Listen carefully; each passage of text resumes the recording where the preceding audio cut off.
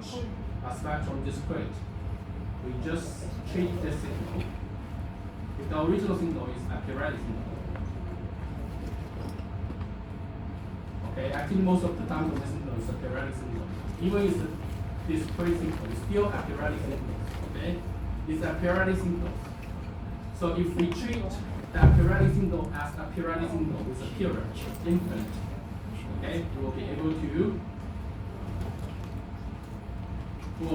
to using DFS. So we basically treat a periodic signal as a periodic signal.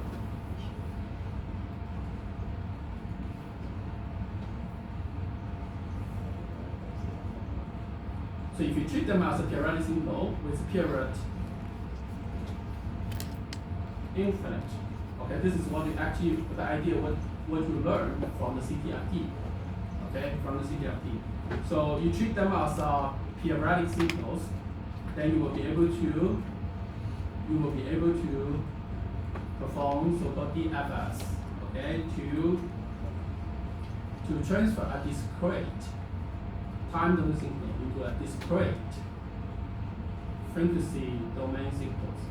Okay, so this is the DFS.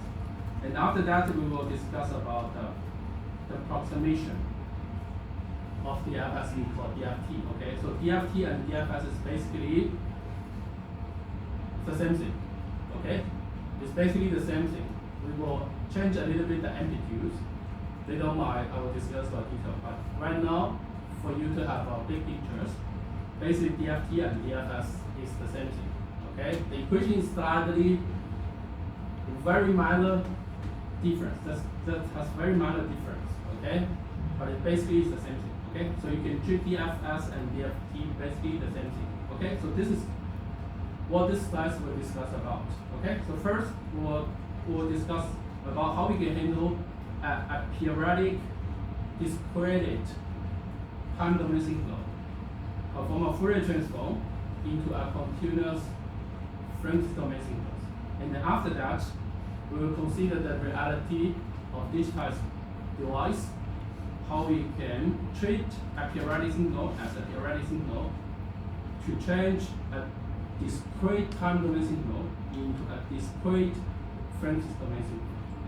Okay, so this is pretty much everything we'll cover today. Okay, let's check out the details. So basically, we'll touch base some technologies called DFT, DFS, and DFT. Okay, so actually further on, we will also throw out. We will also further throw out technology called FFT. So this is what you will use when you're using Python or using MATLAB to perform DFT. Basically, you are using FFT. Okay, but DFT and FFT is the same thing, just an algorithm to implement DFT. We call FFT. Okay, so you don't really need to know. Basically, it's the same, equal to each other.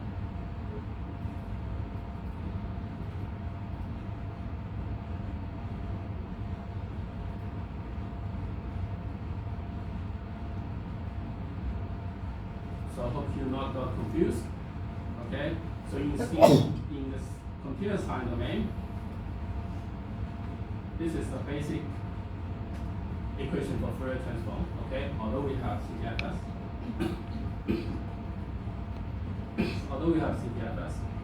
but basically you can treat all types of continuous time domain signals using CTFT. Okay, so in the discrete time domain, this is the fundamental equations we call DTFT.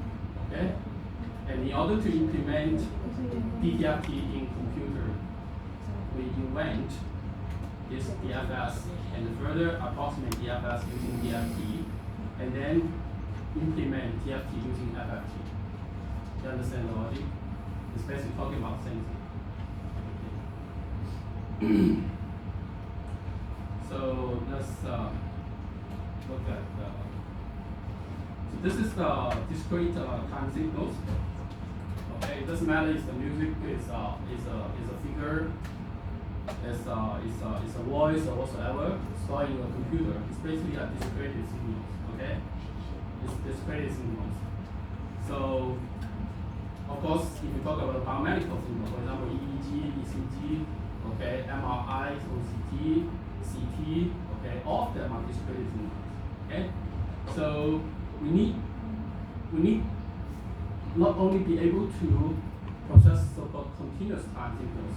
Continuous time signals, most of the time we actually use them as the modeling tools. We can model the signals, right? We can, if we be able to write down an equation to describe the signal, then we actually can understand the frequency domain property of such a signal.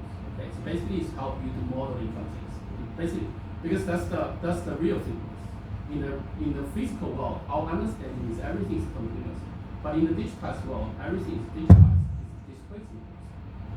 Okay, this is why you need to learn both continuous time and discrete time signals, because we need to be able to simulate, okay, modeling what happening in the physical world, and on the other hand, we need to be able to process the signals, the data stored in the computers. Okay, so come to our field, biomedical. So all the signals, same as other signals, data of signals in the computer system, it's basically discrete. Okay, so the discrete signal eventually is coming from the continuous time signals. Okay, we just digitize them using the digitizer. Okay, using digitizer, and so this will actually happen some things. Okay, so we basically, for a continuous time signal, in order to digitize them, we have to sample such a continuous time signal. Okay, so we sample them both in the time wise and also the amplitude wise.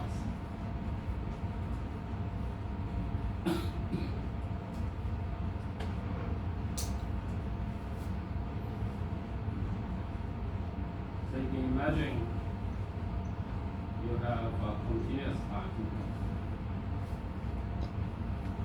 which we're usually using xt. And then this axis, of course, is a continuous variable t, right? And then if we're using a digitizer to try to digitize such signal and store in the computer, we will sample them using sampling frequencies. Okay, so sampling frequency in here we're using ts. Okay, so this is your sampling period or sampling frequency. Okay, and then your t here will change to ts. So this is the digitized process. Okay, and then actually in all the computers, okay, digitized systems, we discussed this sampling frequency. We just simply write as a random parentheses. Okay, so basically what you will see if you actually open you check the data, for example a picture or photos, what you see is just a discrete signals. You will never see the time. Okay, you never know the sampling frequency, because sampling frequency for us is just a random sort of like parameters. Okay, we don't really care about the sampling frequencies. Okay, so this is what we will change. And then if this is a periodic signals, you will see the period. The period, this is the fundamental period.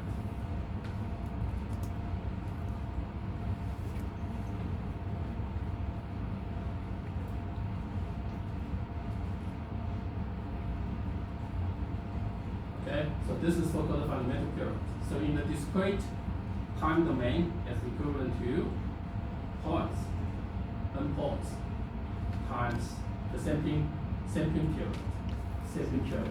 So you can see this is actually not accurate. It's just approximation. It's not exactly the period, right? It's not exactly the period. But nevertheless, in the discrete time domain, we just treat them as integral times sampling period. Okay? So by doing this, you change the period. You also change the variables.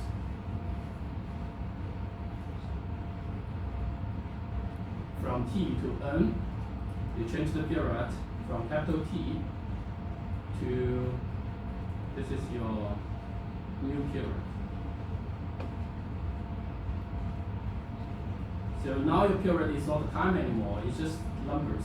How many points is consist of a period? How many points will consist another period? Okay? So this is the change from the continuous time domain to the discrete time domain. Now you get a new equations. This is what you usually describe the discrete symbol, just xn. Okay? So x1 equal to how much, x2 equal to how much, x3, x4, okay, so on and so on. Okay? But you basically don't know the period, the real period you actually familiar with, because when you talk about the period, you usually will think about the time, right?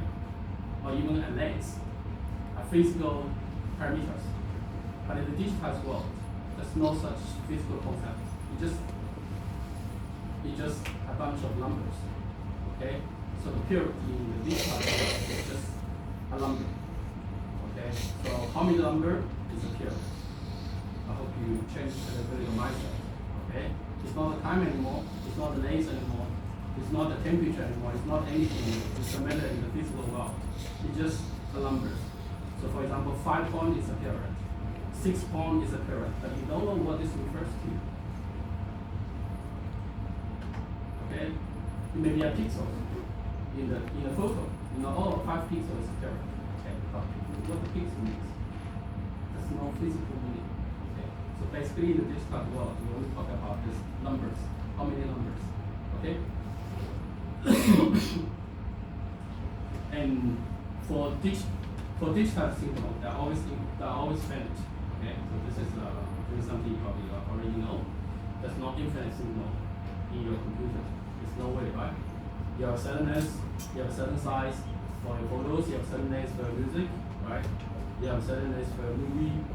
Okay, so it's always finite. It's not infinite. It's not infinite. Okay, so this is the process of converting a continuous time. This is a continuous time signal to a discrete signal, and such a process we already introduced before is called sampling. Okay, it's called sampling.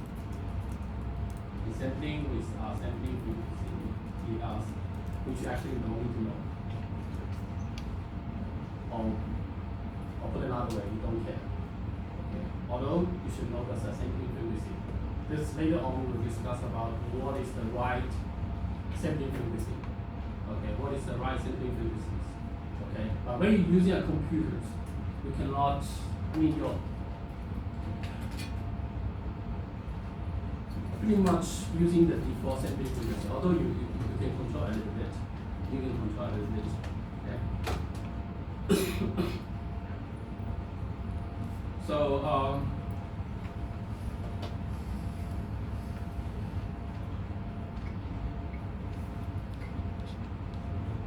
this is if you actually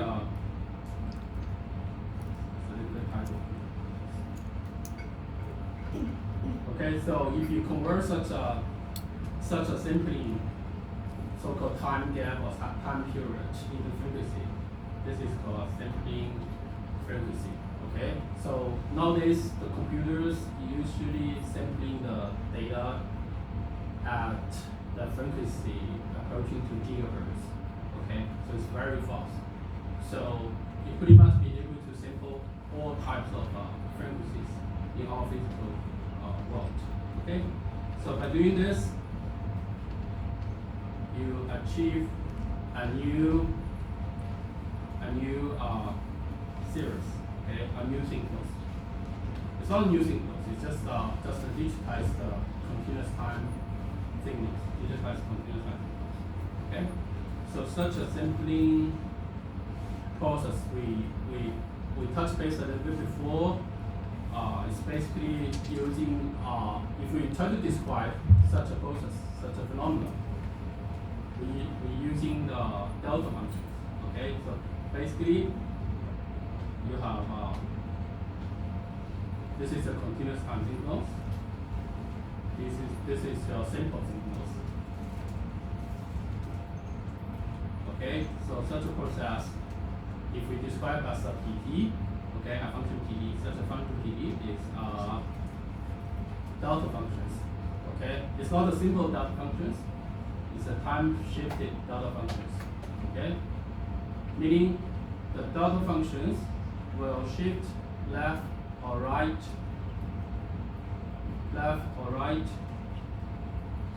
using the sampling period. This is the sampling period. Okay, so it was starting from, for example, negative infinite, and then one by one to sample your signals. And such a process can simply using productions to represent. Okay, so very simple, right? So you have time domain signals. You are using a digitize to digitize such a signals, and this process is basically the time domain, continuous time domain signals times time-shifted delta functions here. So we can model such a process using a mathematical equations. Okay, these are mathematical equations. So this is, as I said, this is not a simple delta functions. It's a time-shifted delta functions, and people also call impulse trains. Okay. So meaning just a train of delta functions. Okay. So if you time such a impulse train with your continuous time signal, you have a digitized signals. Okay. So this is eventually what you will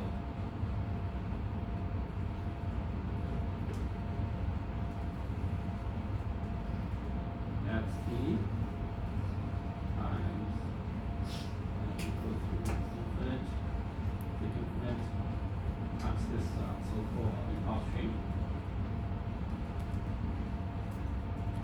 I hope you pay attention to this slide. We actually misuse the T and TS.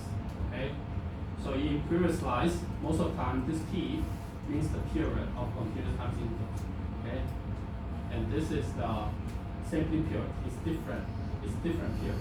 Okay? One is the signals period, fundamental period. One is the sampling period.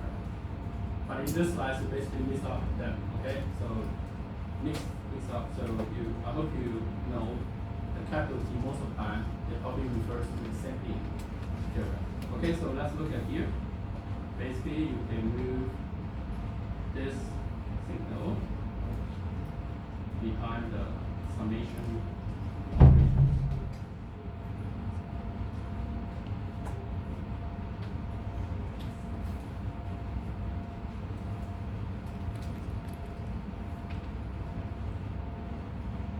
Okay, so you can see this is a continuous time signal. This is a delta functions. You already know delta functions will perform a sampling on the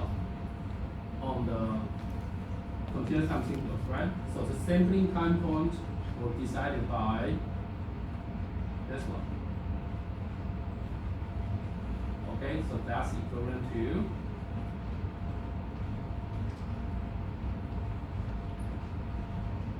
x and t as delta t minus nts. Okay. So this is what you see here.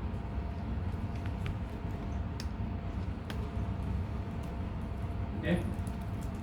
So this is how we modeling the discrete signals from the continuous time signals. Okay, so please you can see the equation. Actually, the process here. You have a signal counting. You have a digitizer. Okay.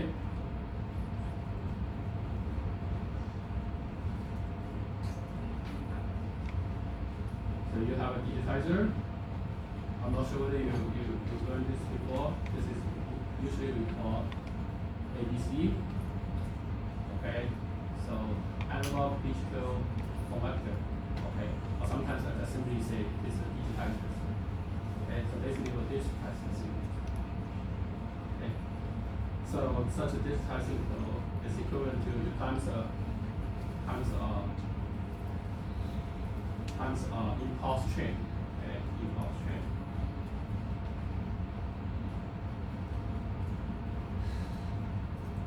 Okay, and then you have a digitized signals.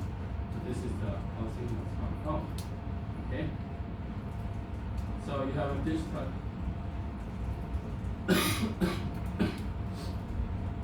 So you can see a continuous time signal and digital signals. The discrete signals is basically will sample the amplitude. The amplitude. If it's a voltage or current, basically we'll sample. Usually it's a voltage. Okay. So we'll sample such a voltage. We'll sample such a voltage at a discrete sampling frequency. Okay, so after every TS, we'll sample the signals, and eventually you have a series of amplitudes. Okay, usually it's voltage. Okay, usually it's voltage. You have a voltage signals. Okay.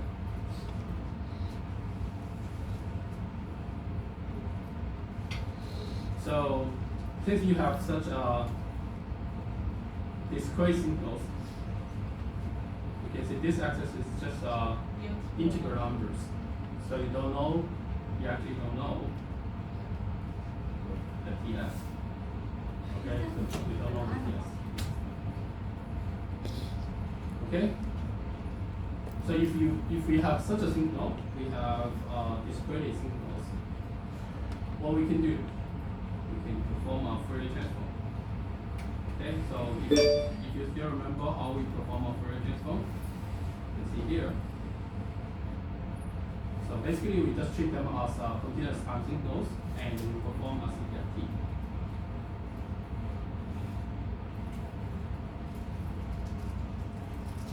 So this is CPFT. You can see we perform CPFT. It's the signal times the exponential functions, and in the exponential functions, because it's a CPFT, so this is a continuous change, continuous variable. Okay, it's a continuous change variable. It's not a discrete variable. It's not omega zero. Okay, it's not omega zero because simply this is just a theoretic signal. So we don't know the fundamental frequency, or we don't care the fundamental frequency.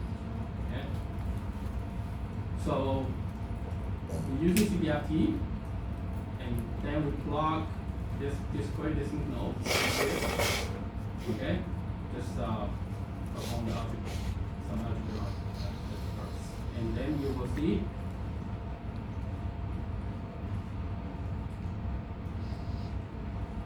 if we discuss the sampling. This is the sampling frequency. Okay, this is TS. As I said, for the discrete signal, we usually don't care about the TS, so we simply just dump it. We don't use the TS.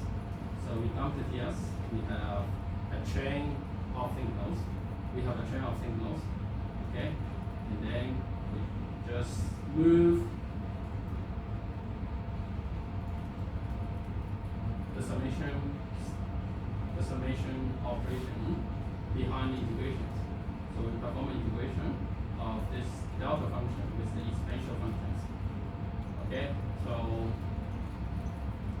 this is very simple, right? This is a delta functions. It's a time shifted delta function. It's shifted by nt, and it times the exponential functions and perform integrations. So it doesn't matter if it's integration or not, but you look at here. Look at this one. The production of delta function with exponential function is basically equivalent to you sample an exponential function at this time point. So it is equivalent to exponential delta nt times exponential minus j omega. So this t is the sampling point, which is nt.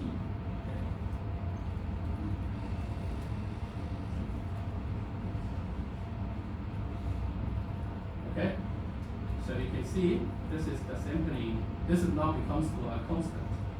Okay, so you can move this out of the integrations.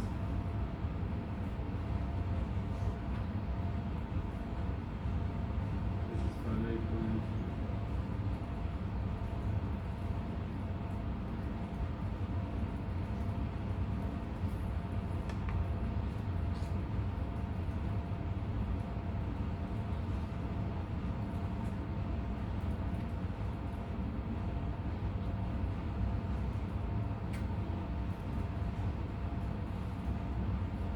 Right?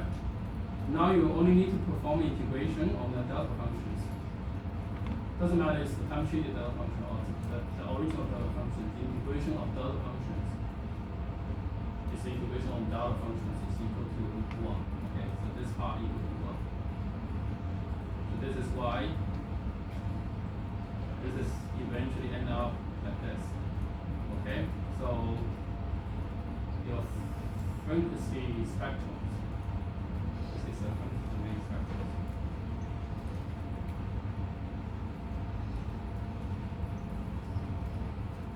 The frequency domain spectrums is equivalent to a discrete signal, a discrete time signal times a exponential j omega nt. Okay, j omega nt. Okay, so t is the sampling frequency. Okay, eventually we'll also dump this sampling frequency later on. Okay, so let's keep it here for now.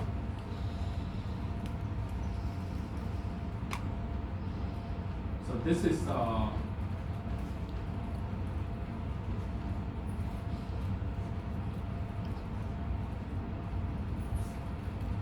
basically the equation of ETFT.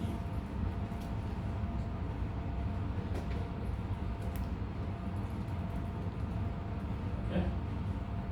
So if you have a discrete time signal, you want looking for the frequency spectrum, you basically just need to times an exponential functions. Okay, pretty much similar as CTFT, but CTFT is performing integrations. CTFT is performing integrations, but ETFT is performed just infinite summations. Okay. Why we perform infinite summations? Because the synchrony process is quite simple. You cannot perform integrations. Okay, but mathematically, working on infinite summations is equivalent to integrations. Integration. It's another form of infinite summation. Okay.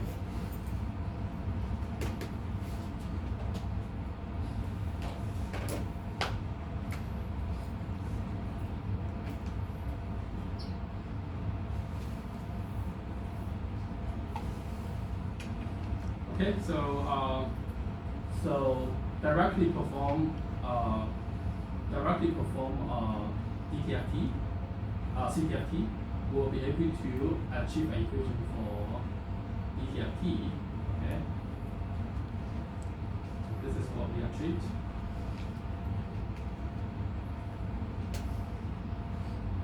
Okay, but we want to make a little bit difference with the CTFT. This is why they actually define new parameters. As I said, we actually want to hide this sampling frequencies.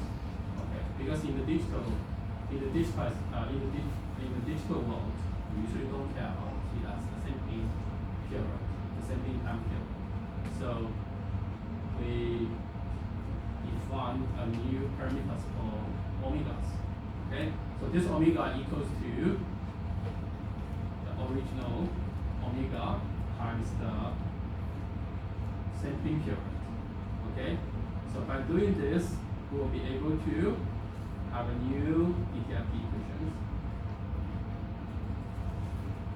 So this is the real DTFT equations we will usually use.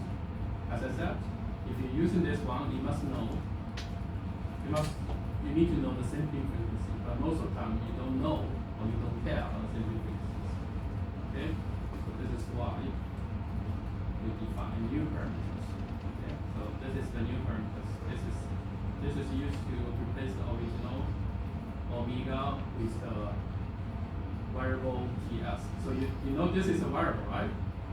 If you treat this also as a variable, basically variable times variable is just a variable. So you don't care what is this variable. Okay, it's a variable. So we can define a new variable. Okay, so the new variable is this omega. So you can see you have a discrete signals times the exponential j omega n, and this is the real. This is the final DFT equations we will use. Okay.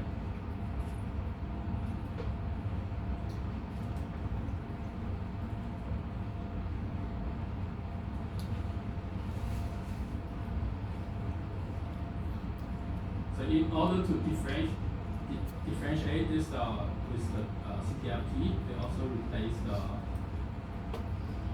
omega here. We're using exponential j omega as a variable.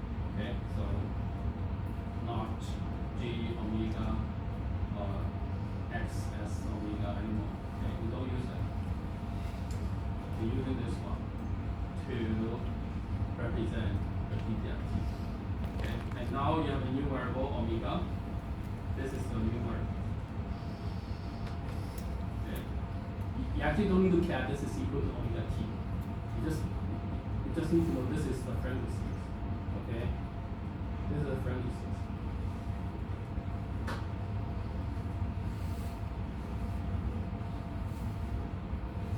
So you have a new frequency variable in the DFT. Okay, so put together, this is the DFT, just simple like this, and you already know if you have a discrete signal through this DFT equations, you will be able to. So this is the time domain signal. You will be able to achieve the frequency domain spectrum with the variable omega, and we call this spectrum, right? We call this spectrum in the frequency domain. And this omega is actually from negative infinite to positive infinite. Okay. That means if you have a frequency domain spectrum, the omega is changing from negative infinite to positive infinite, and the spectrum itself is a continuous spectrum. This is what I already mentioned at the very beginning. Perform our DFT will give you a continuous frequency spectrum. Continuous frequency spectrum. Okay.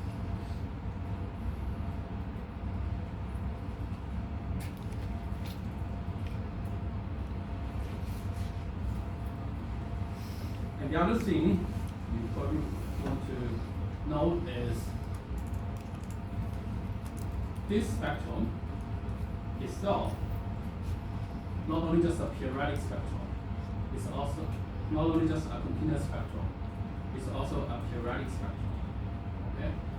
So the periodicity is 2 pi. Okay? So you can see here. So the frequency domain here, it is a continuous and periodic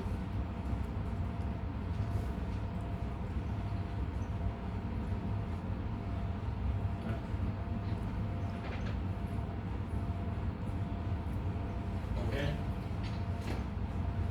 So actually it is also a complex number. So it is complex. So DFT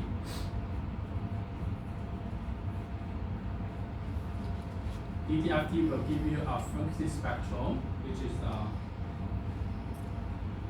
complex, continuous, and periodic spectrum. And the period is 2 pi. Okay, so you can imagine if you have in the frequency domain, if you have a spectrum, basically such a just randomly drawn spectrum. For example, a triangle. Okay, you're starting from minus pi to pi, and then such a spectrum will keep repeating itself. Okay, so that means when you calculate DPRT, you don't need to care about other periodic spectrums. You only need to focus on this period. One period. Okay? Because one period frequency spectrum can represent the whole spectrum. The whole spectrum. Okay?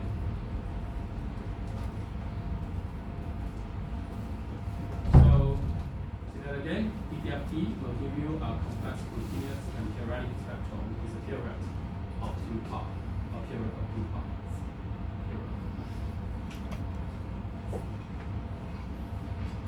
Okay, so since this is a complex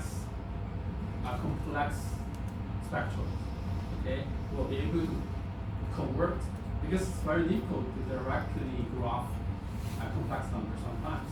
Okay, so we'll be using the magnitude and also the phase to represent the complex spectrum.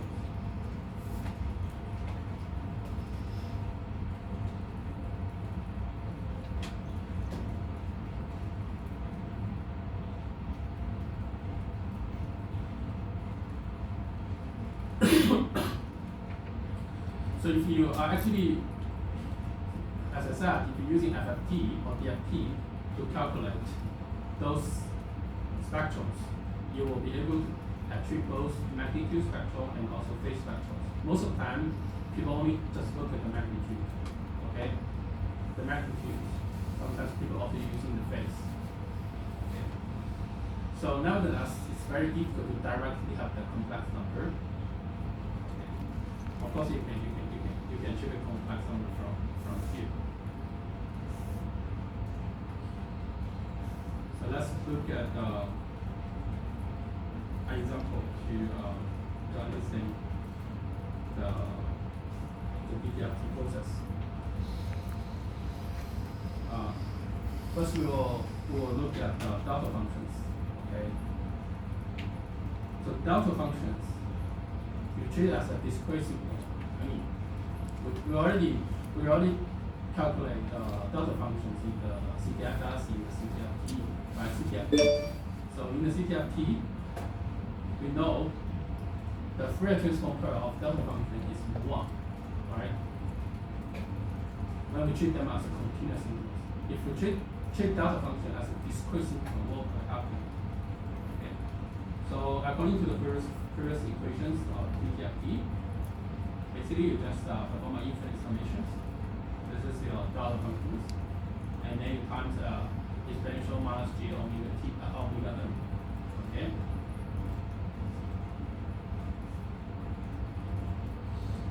So the process is very simple.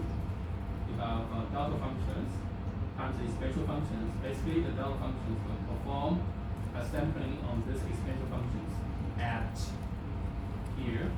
This is original. This is very basic delta functions. You will sampling the exponential function at n equal to 0.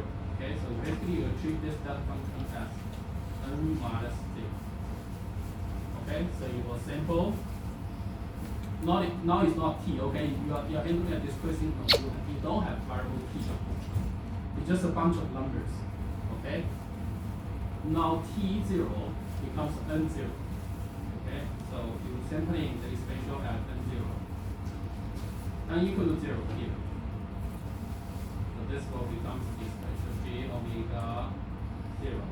So it is exponential 0, which is equal to 1. Okay, so equal to 1, and then you just need to perform an infinite summation of this delta functions. So as I said, infinite summation is equivalent to the integrations in the continuous time domain, right? The result is the same. So this is also equal to 1, I mean this part. So eventually you have a delta function, a discrete delta function in the time domain.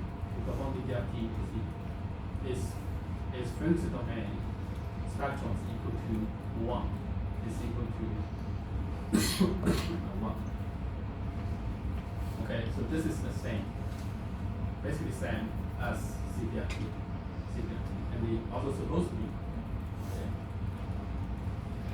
I hope you understand this. So impulse, infinite impulse.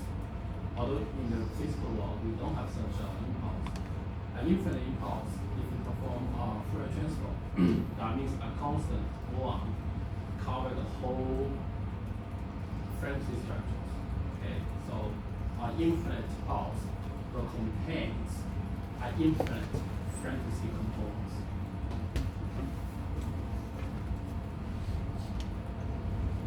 Then let's look at the other one.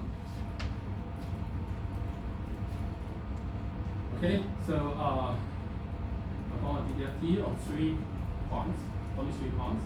Okay, basically I hope you can imagine this is we just link all the points together.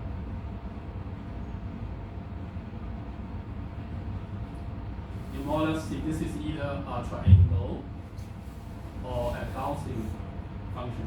Doesn't matter. Okay, so let's see what's the DFT that gives us. So again, we're just using the equations. Okay, this is the discrete component. This is exponential g minus g omega, and this is the new variables. Okay, and then because we only have n equal to 0,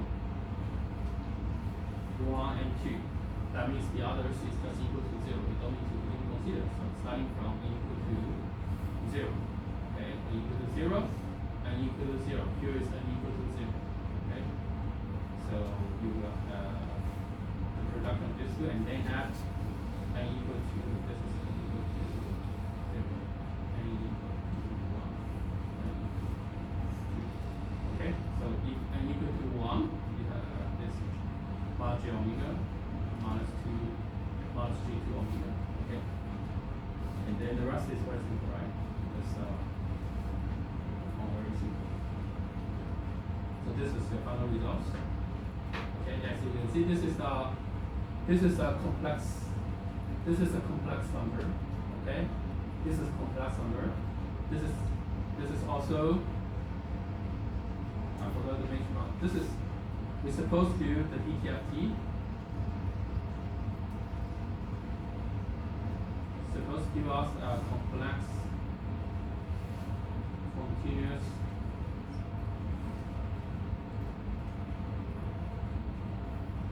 and periodic signals. It's a periodic 2 part. So this is you basically can treat them up. This is continuous for sure, right? This is a complex, although this is just a real number, okay, without any imaginary numbers. It's still a complex number, okay? And this is a period for sure, okay? Although this is just a BC signal. So let's see what we will achieve here. So you can see this is exponential j omega at 1 cosine omega. So cosine omega is a periodic. It's a periodic signal, right? And 1 plus cosine omega is also a periodic signal. Just move the amplitude by 1, move up. Okay? So if you look at magnitude and spectrum, because it's very difficult to directly graph a complex number. So if you look at the magnitude and phase, this is what you will see. Okay? So it's a complex for sure, right? So it is continuous spectrum, right? And it's periodic. You can see it is repeated instead of every 2 parts. Okay? Not only just for magnitude, it's also for that phase. Okay? You can see the phase is also the same.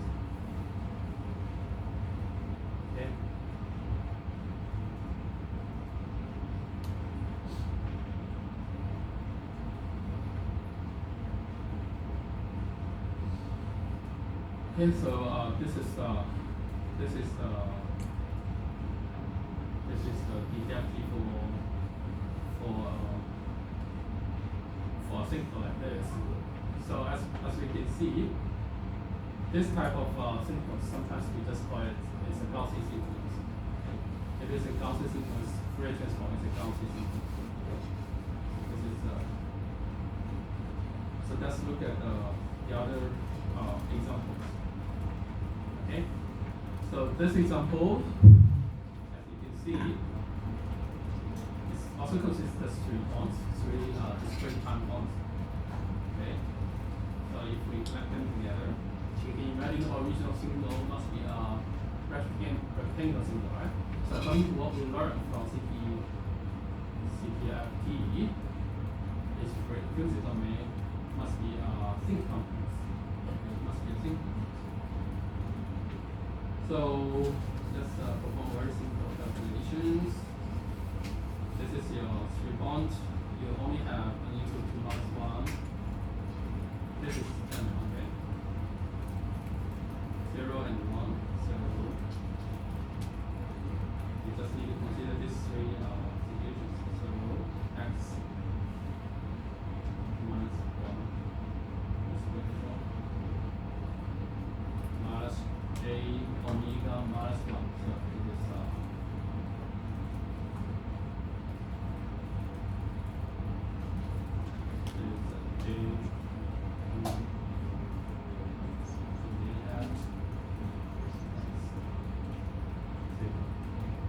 So it is so it is special zero, right? T is equal to 1. And then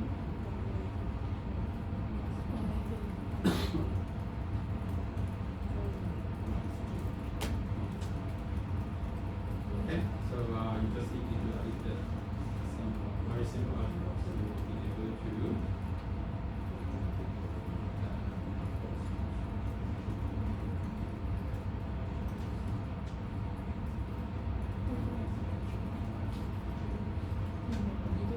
so this is equal to 1 plus 2 cosine. Okay.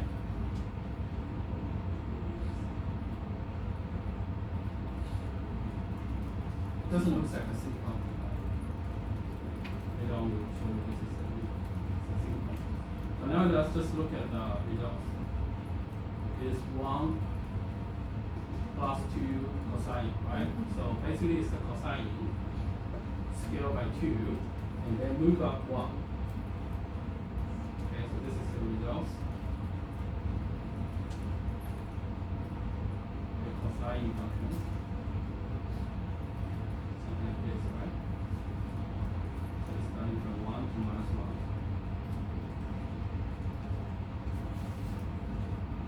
So basically just times 2. So inverse is 2. 2 minus 2. And then move up by 1. So meaning you change to -1. You change to 3. So it's sweeping between 3 and -1. Okay, so this is your signal side. And this is a real number. Okay, it's a real number. And it's also a periodic number. There's a period 2 parts. Okay, and it is also continuous spectrum. So this is your results. You can see it's sweeping from -1 to 3, and it's a period of 2 pi.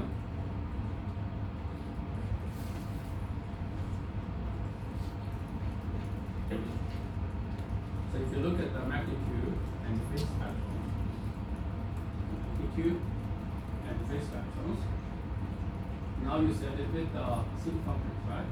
So this is actually a sync complex. So you can see it's basically, if you don't, you still consider what the sync complex looks like. Sync complex looks like this. You have the main peak with all the side lobes. Okay.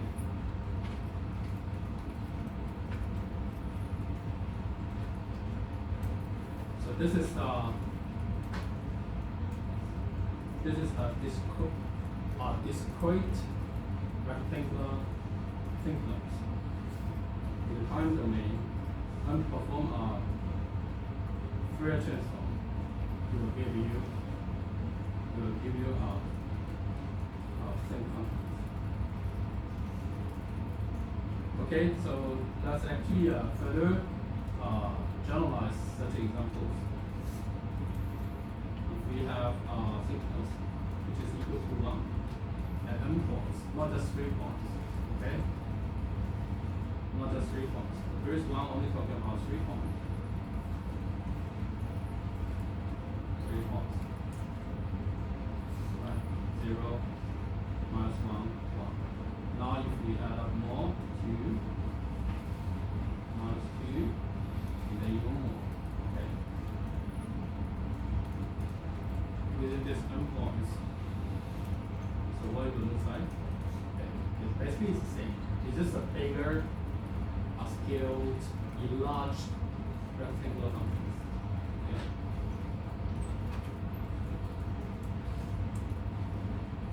So this is how we solve it. And the whole process is just looks a little complex, but more or less the same as first. Okay. So your discrete thickness is equal to 1 from minus capital M to N capital M. Okay. So basically you just need to consider such a range. Okay. Equal to 1. So it always equal is basically it's the infinite summation of this exponential J omega M. Okay. So infinite summation of this one. You know this is a thickness, right? So between each number between m to m plus 1, the ratio is a constant. So such a ratio is constant, basically using these properties and to calculate that. So this is what you will be able to find. Okay, so you can extract this one, so basically the tensor of this three.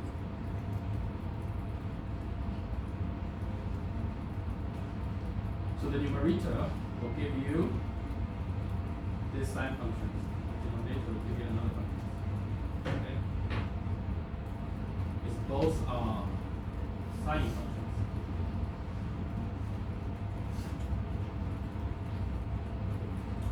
So if we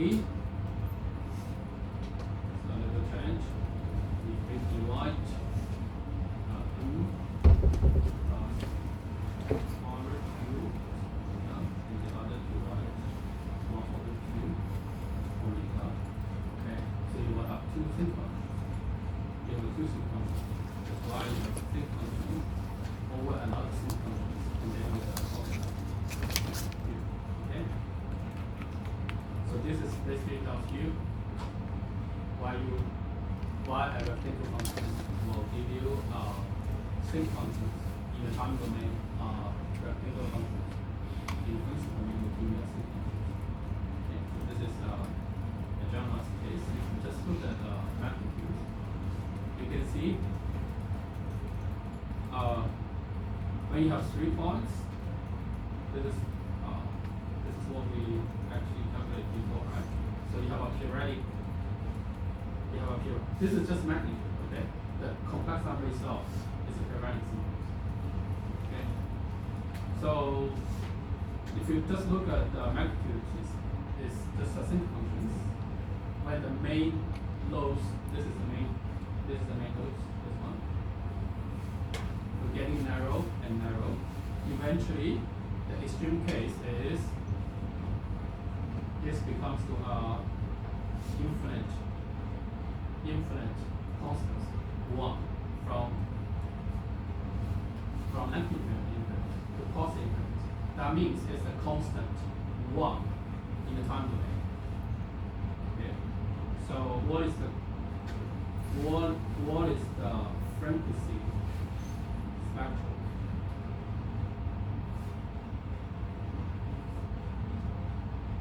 For this one, if this goes to infinite, okay, infinite points, discrete. So you can imagine the original one, the original continuous sampling flow is just equal to 1, right?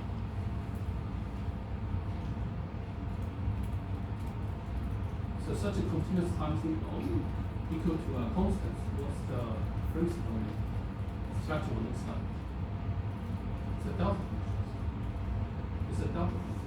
That means here your main lobes will get infinite high, while all the side lobes will get to infinitely small. Okay. So this is what we will see. So this is also what we learned in the previous example, right? We have a delta function in the time domain, which is equivalent to 1 in principle, actually vice versa. You'll have a time domain equal to 1, which is a constant. Okay? Its frequency domain is a delta function. It's a delta function. Okay? So this is what when we generalize it, it is what we need. It is what the spectrum looks like. Okay, so we learned the DTFT. Of course, we also want to know what is the IDTFT. That means we have a frequency spectrum. How you can convert this to the discrete time signal. Okay, so this is the process. You have this frequency domain signals, which is a complex continuous periodic unit, right? And then we just perform our integrations, which J, this is not minus anymore, just same as the CDF level, okay? But you don't need to actually perform an infinite integrals, you just perform integrations over one period. This signal is this continuous time signal is a periodic signal. Okay, it repeats itself every 2 pi from minus pi to pi. Okay, so that means you just need to, when you perform inverse DTFT, you only need to perform integration within 1 period. Okay, so we perform integration within 1 period. So this is what we talk about IDTFT.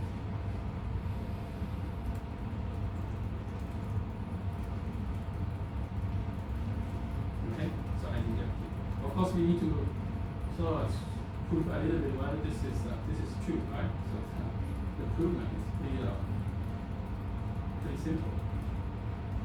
Okay, we just need to plot this equations. This is the DTFT results, right? So we plot the DTFT into such integrations. Okay. So you can very quickly have this equations. So according to the complex orthogonal property of complex exponentials, n equal to k or equal to 2 pi. Okay, so you can get rid of 2 pi here. And this xk is what you left. K is equal to 2. So when n equal to k, you will have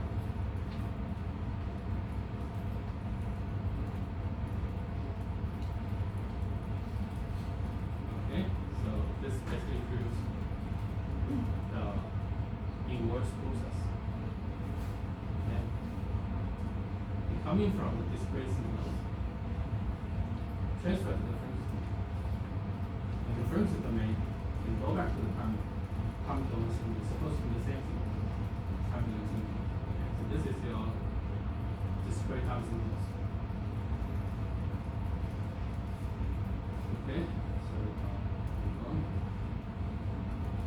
So let's look at another example. Actually, those examples are very similar to those examples we put up on CDFT.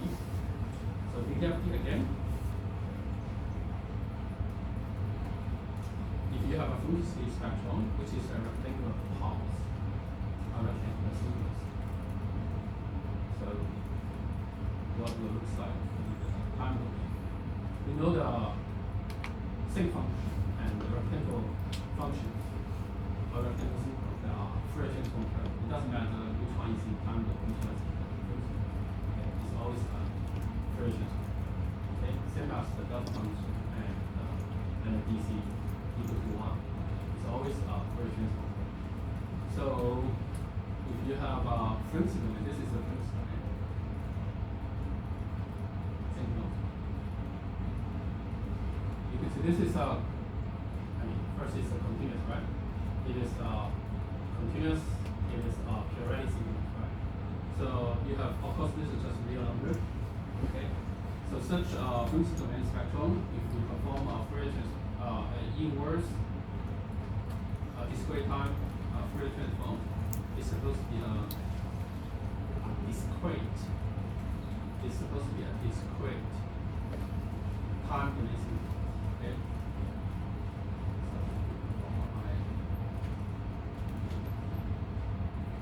Such a continuous spectrum, periodic spectrum, supposed to be a discrete time domain signal. Okay. So we're using the equation we learned before. We perform one period of integrations times 1 over 2 pi. Okay, and then because the function itself is only defined from minus omega 0 to omega 0. So omega 0 is nothing here. It's just a constant. Okay, don't mistake with the fundamental theorem combination. It's just a constant. Just a constant. Okay, and then you perform integrations over these special functions. Okay, so the process is steep. So basically, you will see that are sinc functions. Okay, so there are sinc functions.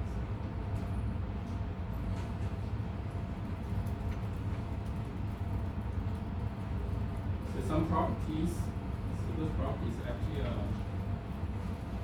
we did it once over and over again. When we talk about CPFS, CPFT, okay, and now PPFT comparing things. As I said, even we compare with property of Laplace transform, it's the same. Okay, so you have a linearity, you have time shifting, you have frequency shifting, you have time inverse, and you have conjugate, pretty much the same. Okay, you only need to sort of like understand one set of those properties. You use them for everything. Okay, so linearity, you know the top, time shifting is equivalent to, you have a time shifting, is equivalent to times and exponential functions. If you have a frequency shift, okay, in the frequency domain, the shift of your frequency that's equivalent to times and exponential function in the time.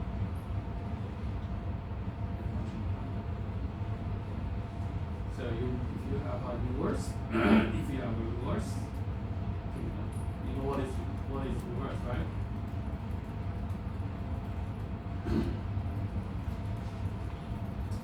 This is your lesson.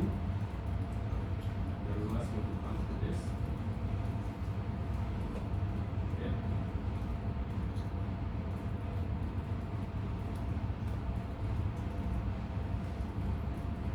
If you have a step function like this, the reverse will become okay. This is reverse. The reverse actually is equivalent to the original frequency domain spectrums, but you have to also reverse such a spectrum. And the conjugate is pretty much the same. You have to perform reverse first and then calculate the conjugate. And then convolutions.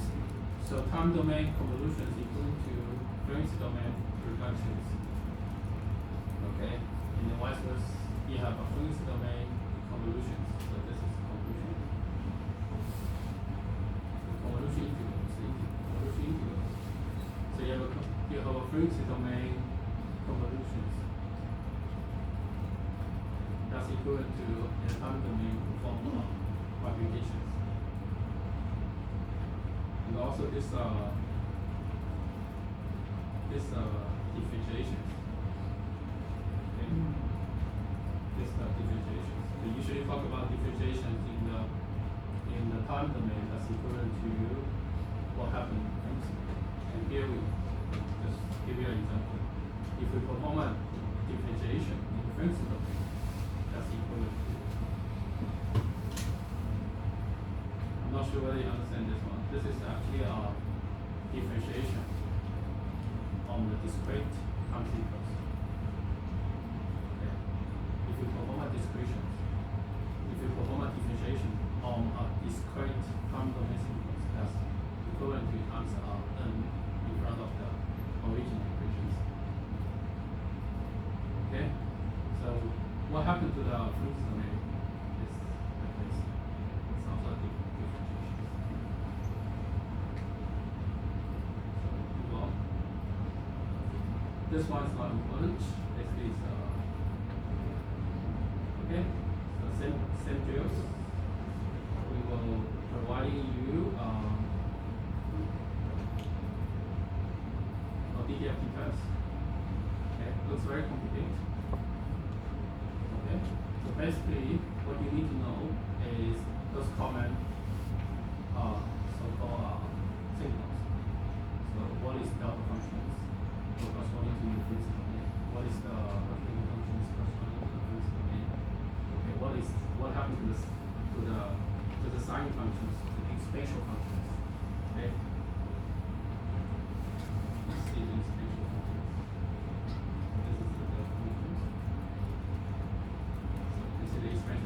Here. Okay.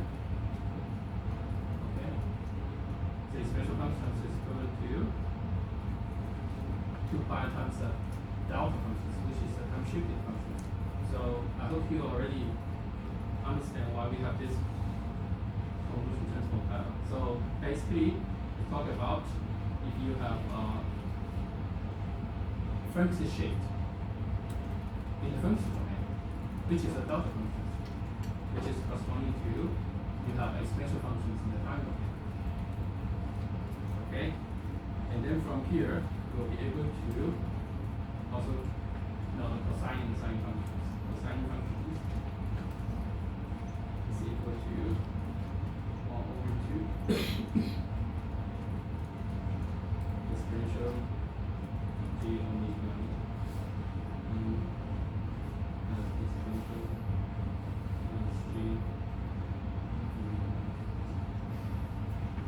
okay, so you can treat them as two exponential functions. So that means in the Franks domain, it's equivalent to the delta functions left shift and right shift. Okay, this is why you have Franks domain left shift and right shift. Right shift.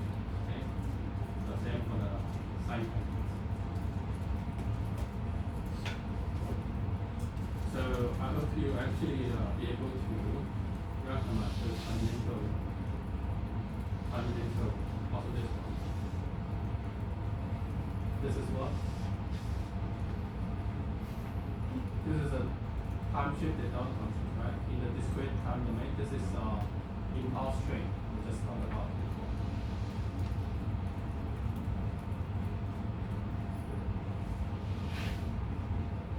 Okay, so impulse train is corresponding to also Franks train. Also Franks train. Okay, so this is actually pretty important properties. Later on we will discuss about the sampling frequencies. We will actually using this properties, the Fourier transform of impulse train. Okay. So put together, we have learned DDFT and IDFT.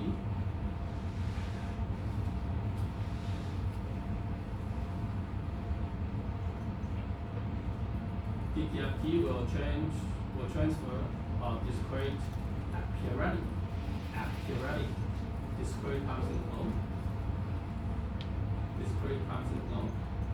into a complex continuous periodic Franks domain sequence with a period 2 part. And since it's a periodic Franks domain structures, most of the time we're just using one period to represent such a signal in the when we perform inverse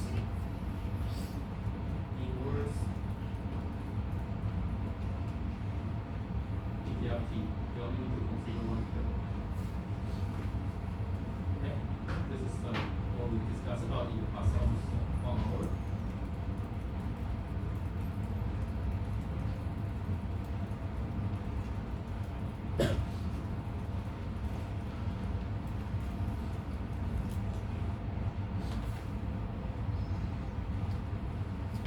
So as I said, ETFT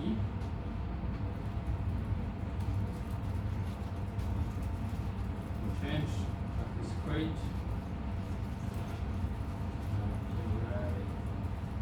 discrete time signal into a periodic Lewis domain continuous means continuous discrete signals. To perform the ETFT,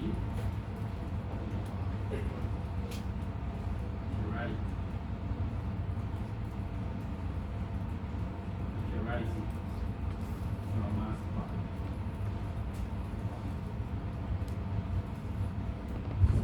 But this is not really suitable for computer, for digital device. For us to have continuous pixel spectrum. We want to have a discrete signal. This is a discrete signal in the time domain, and we also want to have a discrete signal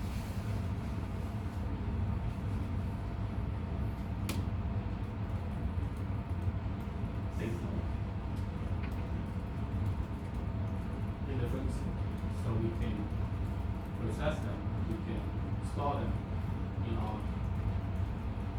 digital device. So this is why it's not enough for us.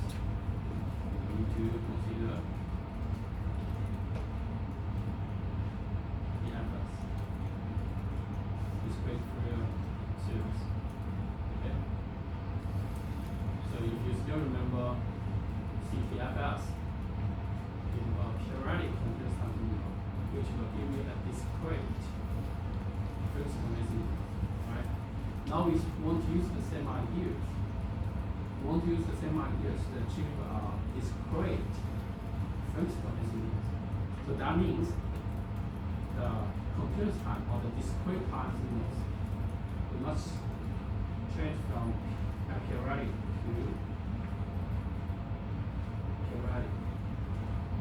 Not need to be a real periodic signal. Just treat them as a periodic signal.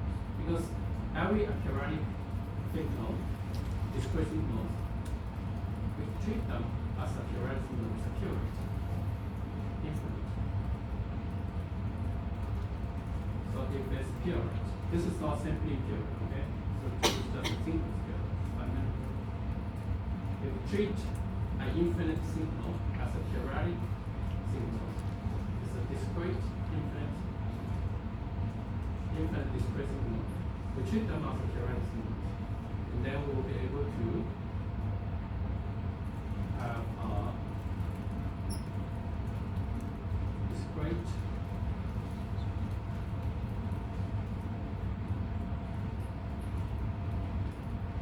frequency domain spectrums. So this is the main idea behind EFS. So basically it's the idea coming from CTFS.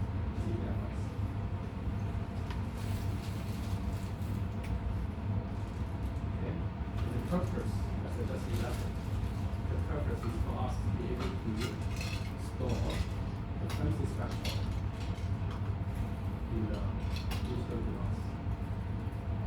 Okay, so I will actually probably go very quickly.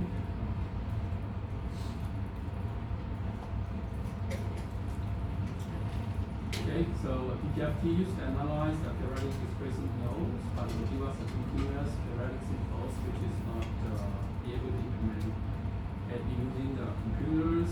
Okay, so whether it is possible to find the discrete spectrums. Okay, same as what I just from the discrete signals. Okay, so basically it's just the same set of logic. We try to link up the CTRT and CTRS. Okay, so I don't want to repeat them because for most of you probably not that important. Just directly go to them.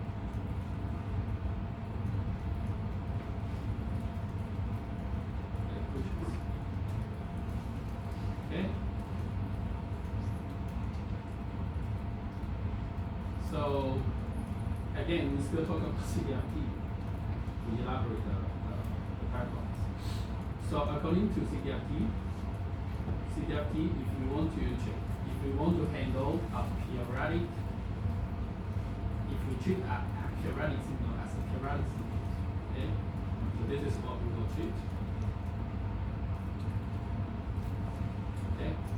And then if we just directly using the previous equation, so this is the EDFT equations. You will see, okay, you only have infinite numbers of in your discrete signals, okay?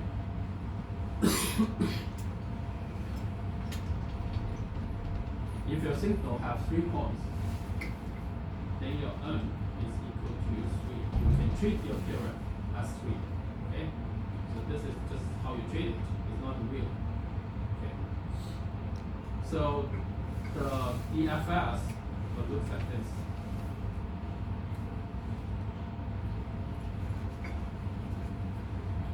This is your discrete signals. Discrete signals, okay?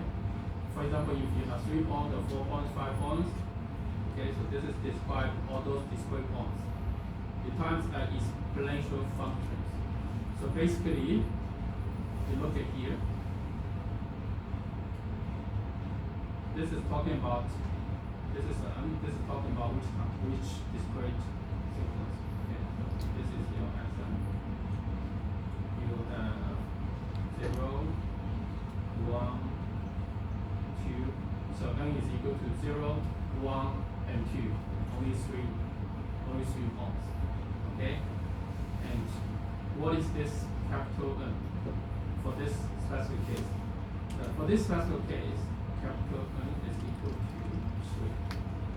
Meaning your period is 3 points, as I just mentioned at the very beginning. For the discrete time sequence, you don't care about the length, you don't care about the time, you only talk about how many points. So the period is how many points. So for this signal, for this specific signal, you only have 3 points. So the period is equal to 3. So this is your n equals 2. Okay, this is your n equals 2. Okay, so k is the new variables. It's also integers. Here.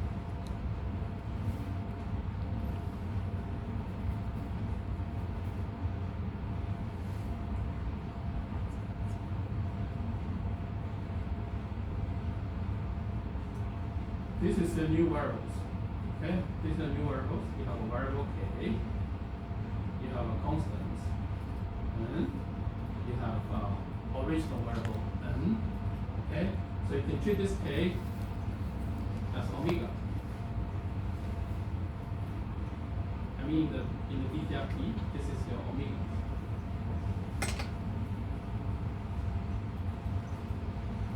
But since we want to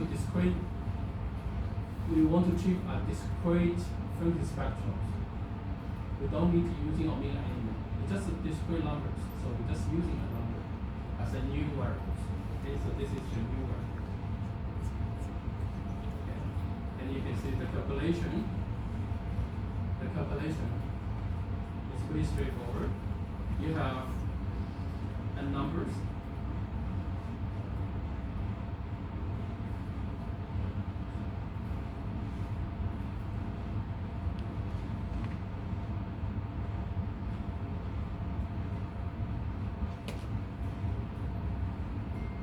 you have 3 numbers here, or 4 numbers, doesn't matter, depending on the questions, okay? And you know the period. You treat the period as how many numbers? Okay? So, you know this is a constant. It's a constant. And then for each k, for example, it's starting from, if you have 3 numbers, basically your k is also same as your n. It's 0, 1, and 2. Okay? So you have k equal to 0, k equal to 1, k equal to 2. I'm just talking about this specific example. Okay? And then at k equal to 1, this is a constant. At k equal to 0, this is a constant. K equal to 1, this is also a constant. Okay? You just need to perform a summation of these endpoints. If it's 0, 1, 2, we just need to perform summation from n equal to 1, 2, of 0, 1, 2. Okay? So this is how you perform a DFS. Okay? So this is the idea of DFS. DFS is not what I want to learn. Okay?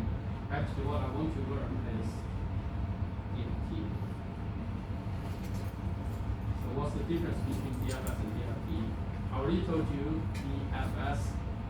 This is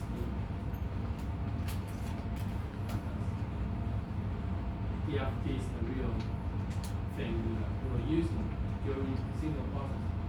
So I already told you DFT is an approximation of DFS. So what is the approximation? It's actually super simple. We just dump this 1 over n, and then this is 1.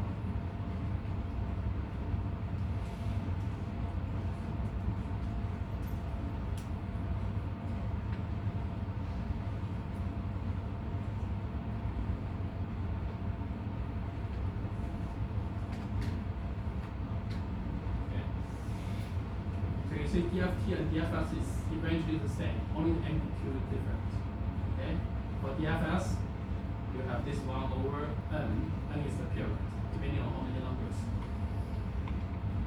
If DFT, we don't even consider this 1 over n. Just directly calculate those discrete numbers. So this is DFT. Okay? We actually don't use DFS most of the time. Most of the time we're using DFT. But you need to know what is DFT and DFS. Because they coming from DFT is coming from DFS. And DFS looks like this. And to calculate them, you just need to figure out all those parameters. What it is. Because most of the time people confuse what is this m. This is just the discrete numbers. Okay? What is this m? It's the same as this discrete numbers. That means which number. Okay? And what is this capital m? It's just how many numbers. Okay? And what is this k? Is what? It's replace the frequencies omega. Okay? Instead of using omega, you're just using integral numbers. So if you figure out all those things, actually DFT is super simple.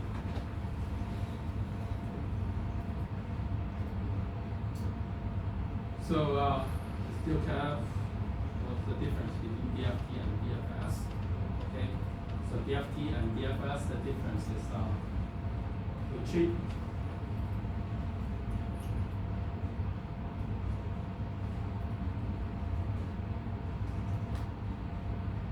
discrete signals. This is kind of meant as a theoretical.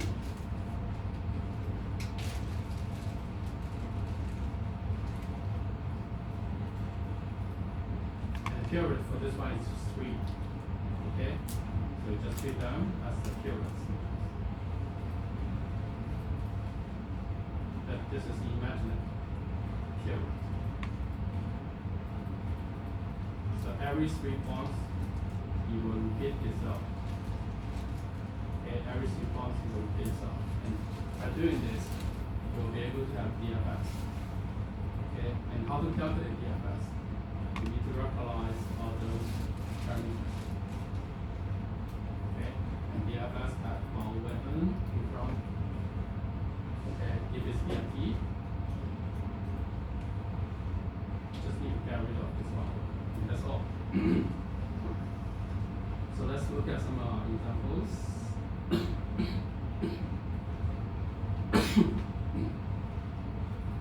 Again, I think we talked about this example before, right? This only consists of 3 bonds. For the real thing, it's only have 3 bonds, 3 discrete bonds, okay? And the rest of them is just 0. Okay. In order for us to calculate DFS or DFT, we just treat them as periodic symptoms. Okay. We just treat them as periodic symptoms. So periodic symptoms, if we using the purest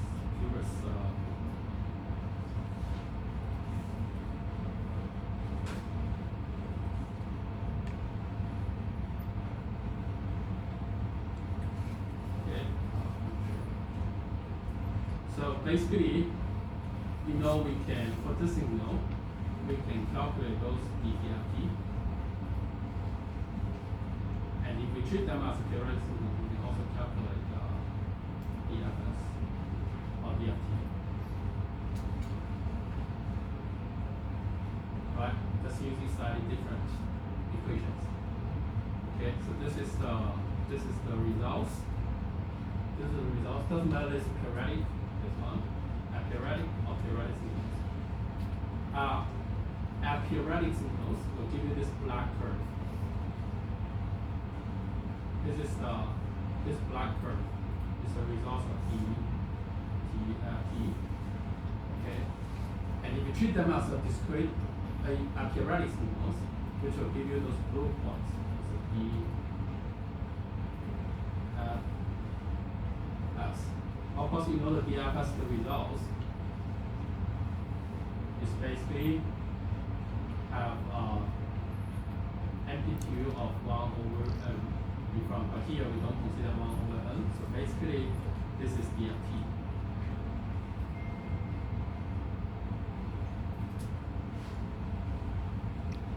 You know the difference between DFT and DFM. It's only the magnitude. Magnitudes have difference of 1 over n. We don't consider 1 over n. Basically, the magnitude of DFT is the same as the magnitude of the DFT. Okay, so this is one of the DFT. Okay. So you can see that DTFT is a continuous magnitude and also spectrum. This is the black curve. The black lines is the DTFT. The blue points is DFT. Okay? So you just discrete the sequence and treat this how many points here? I don't know how many points. 10 points. Right? And this 10 points as a period. Okay, so we have n equal to 10. Okay? And you know according to the equation here, and then you K will also have points, right? So let's see how many points using one here. 1, 2, 3, 4, 5, 6, 7, 8, 9, 10. 10 points. That means if you treat a discrete signal, an apparent signal with 10 points as a periodic signal, and the period is 10, and then using DFT, is frequency spectrum, it also have 10 points. It also have 10 points, 10 discrete points. Okay, so that means you will evenly sample the continuous spectrum by 10 times evenly. Okay, this is why if you look at the equations here, you just discrete a continuous spectrum by the period. If the period is 10, then you discrete 10 times. Same for the phase. it also discrete 10 times. So every 10 times it will repeat itself. Every 10 points it will repeat itself. Okay. So this is what we just talked about. EFS and EFT. You don't need to actually really using the EFS. Just probably most of the time you just need to using DFT. So you can see the DFT, the equation here, you just get rid of one word, which is eventually just DFS. Okay, eventually just DFS. So this is the DFS equation. This is the DFT equation. The difference is just this one.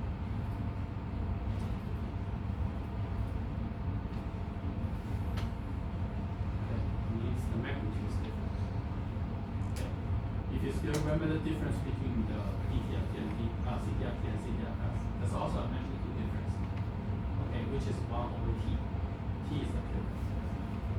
And time. But for discrete time sequence, we don't have that sort of time.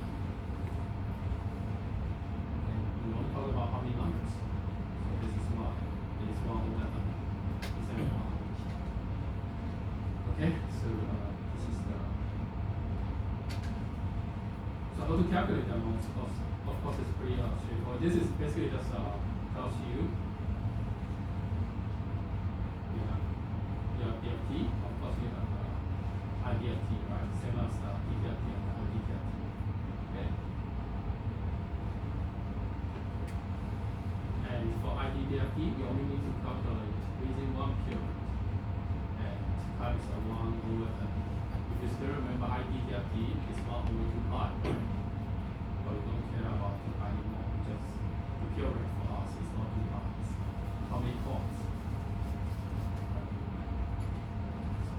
So the equation is this is to prove the DTFT and IDFT useful question. So you can actually work that yourself. And basically, it's using a subtle probability of contrastive ratios, same as the DTFT and IDFT. Okay, so here it just tells you how we discretize the frequencies. Okay, so basically we just discretize the signals by the pure rate. So this is how we discretize that. Okay, so if n you have within one pure rate.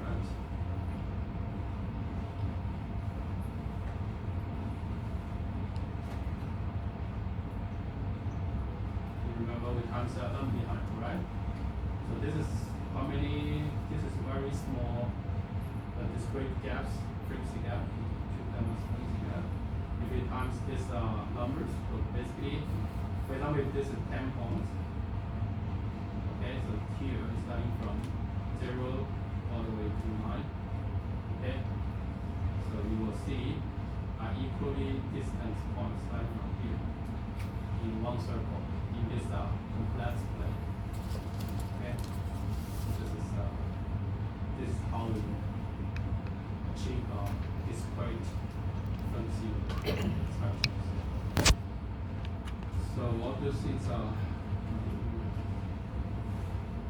Let's see if there's any. So the property is pretty much the same as a DTFT.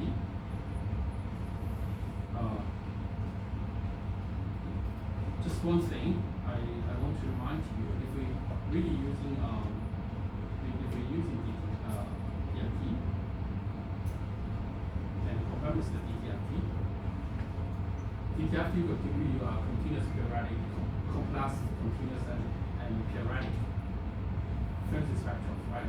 And I told you for DTFT, you only need to consider one period, which is minus pi to pi. Okay, so these properties is pretty much also hold in the DFT, although it's the discrete instead of continuous spectrum.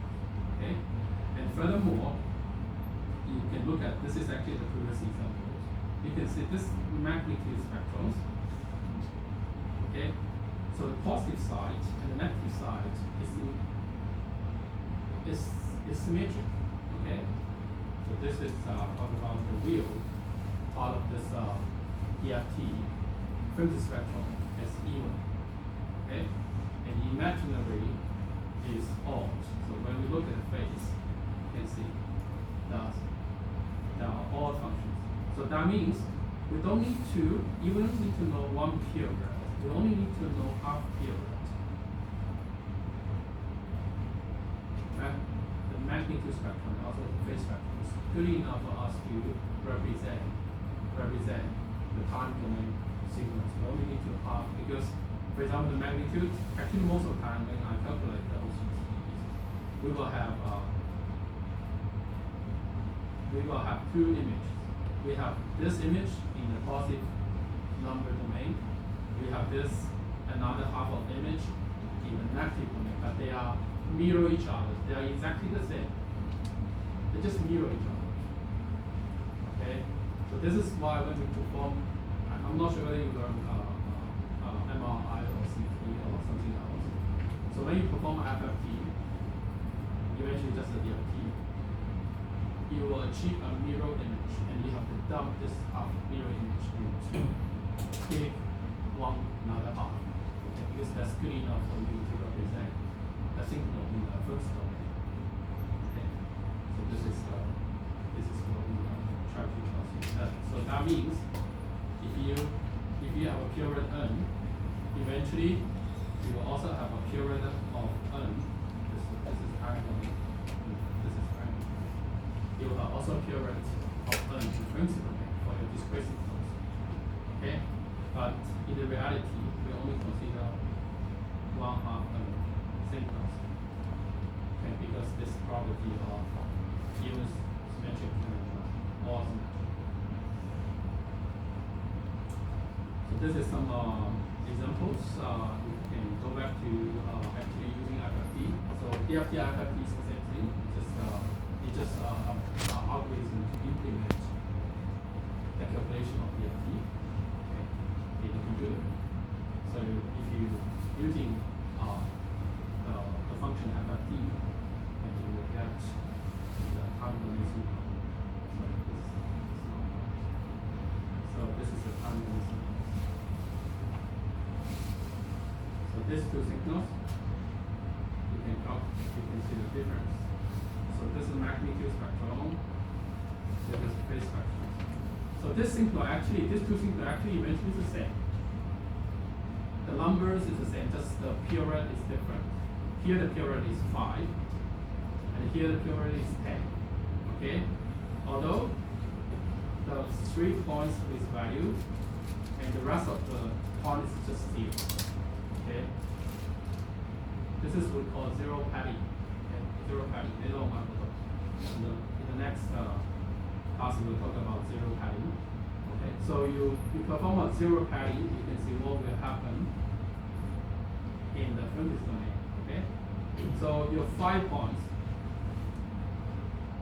will have 5 points in the fringe domain. The 10 points will have 10 points in the fringe domain. Okay? And actually they look pretty much the same. Just more points. Okay? Just more points. Also happening in the fringe in the phase spectrum. So this is actually a pretty important tactic we're usually using in the engineering. If the numbers is not enough, we just pass 0. Okay. We insert zeros, we will make the spectrum look more detailed. Okay. This is all pretty much all today. So you can see the DFT, so the equations is here. It's pretty much similar as the DFS.